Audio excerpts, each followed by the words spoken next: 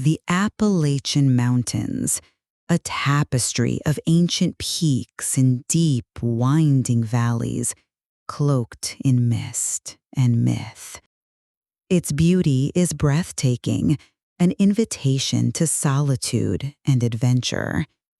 But beneath that verdant canopy, the whispers of history often intertwine with a more chilling silence, one that swallows secrets whole. For some, the call of the wild becomes a terrifying, irreversible final act. In the summer of 2003, three college friends, Emily Carter, a bright, aspiring artist, Mark Jensen, an enthusiastic outdoorsman, and Liam O'Connell, the quiet, thoughtful planner, answered that call. They set their sights on a remote, rarely traversed section of the Great Smoky Mountains National Park, near what locals sparsely referred to as Blackwoods Hollow. It was to be an immersive, week-long backpacking trip, a final adventure before senior year. They envisioned tranquil nights under a blanket of stars, the quiet camaraderie of shared trails, and a complete disconnection from the digital world. What they found, however, was a darkness far deeper than any wilderness night. When the planned week passed and their calls went unanswered, the initial pang of concern soon twisted into outright panic for their families. The three were meticulous planners, not prone to casual deviation from their itinerary. A check with park rangers confirmed their vehicle, a beat-up sedan belonging to Mark, was still parked exactly where they had left it at the remote trailhead off a service road. Search and rescue teams were quickly deployed. The rugged terrain and dense forest made the operation incredibly challenging. After 2 arduous days, a ranger located their designated campsite. The scene was unsettling. Tents were slashed, gear was strewn haphazardly, a cooking pot lay overturned. There was no sign of the friends, but a single dark stain on a sleeping bag sent a jolt of dread through the searchers. It was undoubtedly blood. The initial hope of a simple lost hiker scenario evaporated, replaced by the chilling realization that something profoundly sinister had occurred in the heart of Blackwoods Hollow. The search for lost campers transformed into a desperate hunt for missing persons. The weeks that followed were an agonizing blur of fruitless searching and mounting despair for the families. The Appalachian wilderness had seemingly consumed Emily, Mark, and Liam without a trace. Investigators, hampered by the lack of definitive clues and the vast, unforgiving landscape, found themselves at a dead end. Hope dwindled with each passing day, replaced by the gnawing fear of the unknown. The initial blood sample provided no immediate matches, adding to the perplexing nature of the case. Then, nearly 3 months after their disappearance, a grim discovery was made by a pair of off-trail hikers several kilometers from the original campsite. Partially concealed beneath a rock overhang, skeletal remains were found. Forensic anthropologists meticulously worked to identify them. The dental records provided the devastating confirmation. The remains belonged to Emily Carter.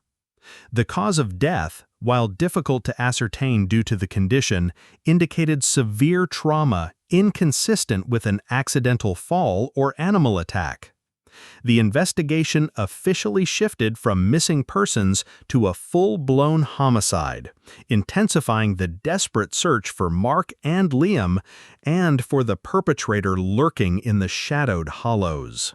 Solving a crime in such a remote and isolated environment presents unique challenges. The usual avenues of witness testimony, surveillance footage, and quick forensic analysis are often absent. Instead, investigators must rely on the land itself to tell its story, and sometimes on the hushed rumors that echo through the scattered communities at the mountain's edge. These whispers often point to figures who prefer the shadows, individuals who view outsiders with suspicion, or worse, outright hostility. In the case of Emily Carter, Mark Jensen, and Liam O'Connell, local folklore immediately brought forth the name Old Man Silas, Silas Blackwood. A reclusive trapper and rumored moonshiner, Silas lived deep within the hollow that bore his name, rarely venturing into town. He was known for his fierce territoriality and an almost pathological aversion to strangers encroaching on his domain. Whispers spoke of other disappearances over the decades, hikers and backpackers who had ventured too far into Blackwood's Hollow and were never seen again. While purely anecdotal, the pattern was chillingly consistent. Yet Silas Blackwood was a ghost, leaving no paper trail, no clear motive, and certainly no easy answers for the frustrated investigators. Despite extensive efforts to track Silas Blackwood, he seemed to vanish into the very mountains he called home. Law enforcement descended on his dilapidated cabin, finding signs of recent occupation, but no Silas, and no direct evidence linking him to the disappearance of the three friends. The rugged terrain, the passage of time, and the lack of a living suspect conspired against the investigation. The trail grew colder with each passing season, leaving the families in an agonizing limbo of grief and unanswered questions. Without a body for Mark and Liam, and with Silas Blackwood disappearing without a trace, the case officially went cold. The families of Emily, Mark, and Liam were left to grapple with an unbearable silence, a void created by a crime that seemed to defy resolution. They organized their own searches, printed countless flyers, and became advocates for other families of missing persons. Their pain was compounded by the fact that the perpetrator, if it was indeed Silas, was never brought to justice. The Appalachian Mountains, for all their majesty, had also become a place of profound sorrow, holding tight to its secrets and to the fate of two young men still lost within its ancient embrace.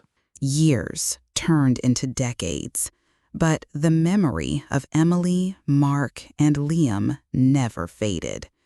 For the families, the case remained an open wound, a constant reminder of the justice denied.